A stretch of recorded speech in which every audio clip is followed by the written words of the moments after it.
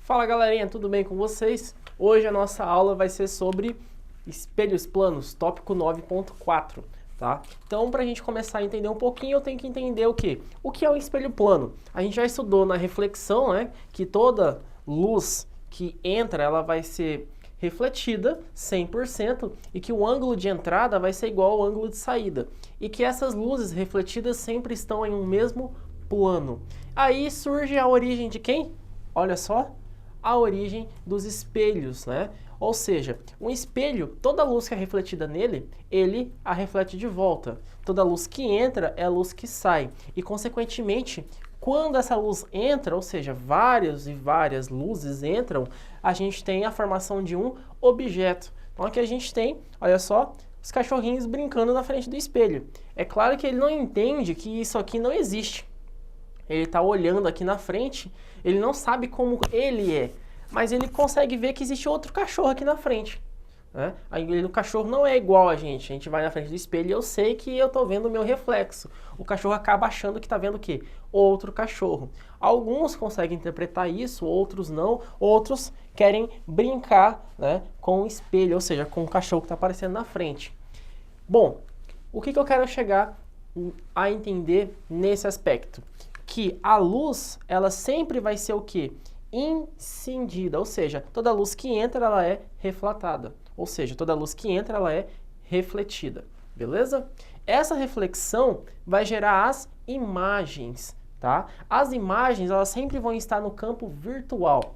Então, continuando aqui, olha só, a luz incidente, ela vai entrar no espelho e a parte daqui de trás a gente chama de campo virtual. É onde as imagens será gerada, tá? Olha só, aqui a gente tem um ponto P a uma distância D do espelho, perpendicular.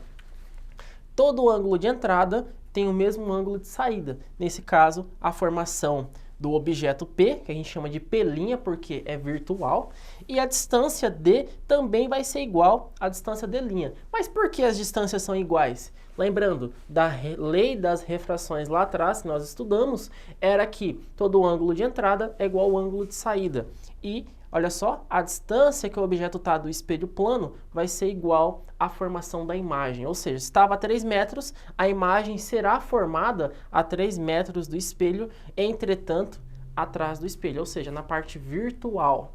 Tá? A gente não consegue tocar, mas eu consigo visualizar. Por isso é virtual, beleza?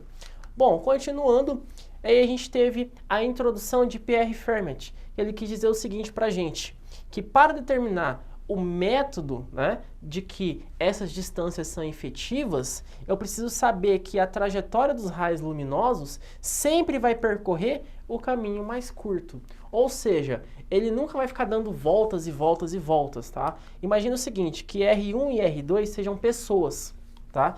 E que R1 está enxergando um objeto, ou seja, ele está enxergando um objeto virtual, mas na verdade o que ele está enxergando é uma reflexão do objeto real. Então R1 ele vê o objeto P', mas na verdade ele está enxergando vamos supor, ele está enxergando aqui a imagem do objeto P, mas na realidade o que está acontecendo é isso aqui, olha só, o deslocamento da luz. A luz vem no objeto P, bate no espelho, ou seja, o feixe luminoso vem, bate no espelho e é 100% refletido até o ponto R1, aonde tem um observador, tá? E aí você pode determinar, olha só, a partir do eixo normal aqui, se você desenhar um eixo normal, qual vai ser o ângulo de entrada e o ângulo de saída, ou seja, o ângulo do raio incidente e o ângulo do raio refletido, né, ou reflatado. Bom, a mesma coisa acontece para R2.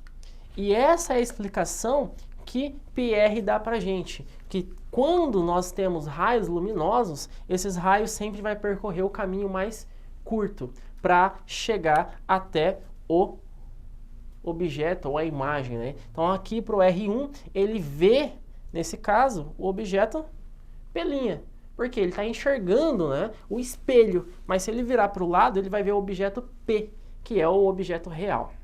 Bom, continuando, a gente vai ter, olha só, as formações de imagens, ou seja, espelhos planos na nossa vertical. Todo espelho plano, pessoal, ele gera uma imagem, tá, virtual e sempre de mesmo tamanho. Ou seja, as distâncias são iguais, a altura dos objetos também são iguais e, olha só,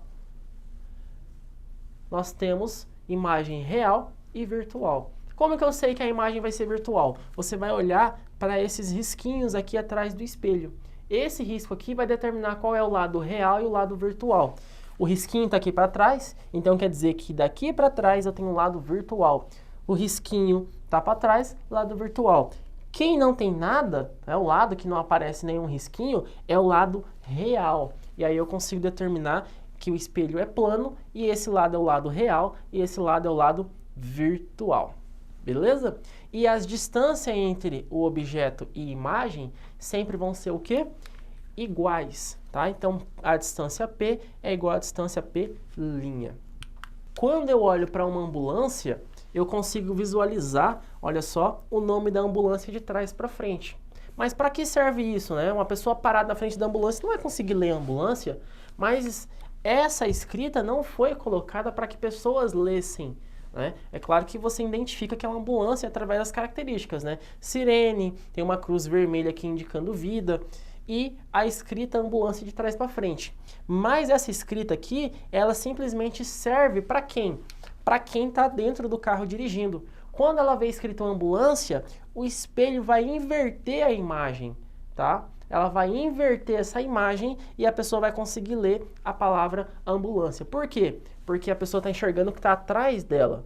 É lógico que ela vê na frente, vai ficar diretamente, mas quando ela vê o que está atrás dela, há uma distorção, ou seja, o espelho plano, ele distorce tudo de trás para frente.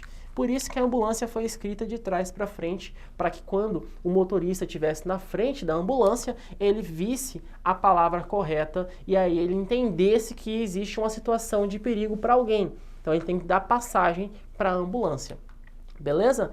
Aqui a gente tem a associação de espelhos. Como assim? Nós vamos colocar dois espelhos, né, unidos entre si, ou seja, vamos ligá-los entre si, e quanto for mais reto esse espelho, né, quanto mais plano for esse espelho, menor será a quantidade de imagens formadas. Quando ele chegar a 180, ou seja, um espelho reto, igual aqui, olha só, eu tenho um espelho plano formando 180 graus. Quando eu jogo na equação, eu formo apenas uma única imagem. Por isso, quando você vai ao banheiro, fica na frente do banheiro, na frente do espelho, né, do banheiro de vocês, você enxerga apenas um eu, somente um você. Você real e você virtual. Quando a gente dobra esse espelho, formando uma associação de espelhos, olha só, eu vou fechando esse espelho, eu vou formando mais de uma imagem. Ou seja, quanto menor for esse ângulo, maior vai ser a quantidade de imagens formada. Para que eu consiga determinar a quantidade de imagens formada, eu preciso achar o ângulo entre esses espelhos, tá? Esse ângulo é esse ângulo aqui, olha só, entre um espelho e outro, tá? Esse ângulo formado você vai fazer 360 dividido pelo ângulo entre os espelhos, a resposta que você vai encontrar, você vai subtrair 1. Por que subtrair 1? Porque uma dessas imagens, olha só, é um objeto real. E eu não quero saber a quantidade de objeto real, porque eu sei que vai ser apenas um. Mas eu quero saber a quantidade de imagens formadas. E aí eu subtraio 1 e encontro, tá, a quantidade de objetos formados. Mas se você não sabe o ângulo formado entre esses espelhos, você pode substituir o n aqui, ó, olha só, como a quantidade de imagens formadas, tá? Para que você descubra o ângulo formado entre os espelhos. Beleza?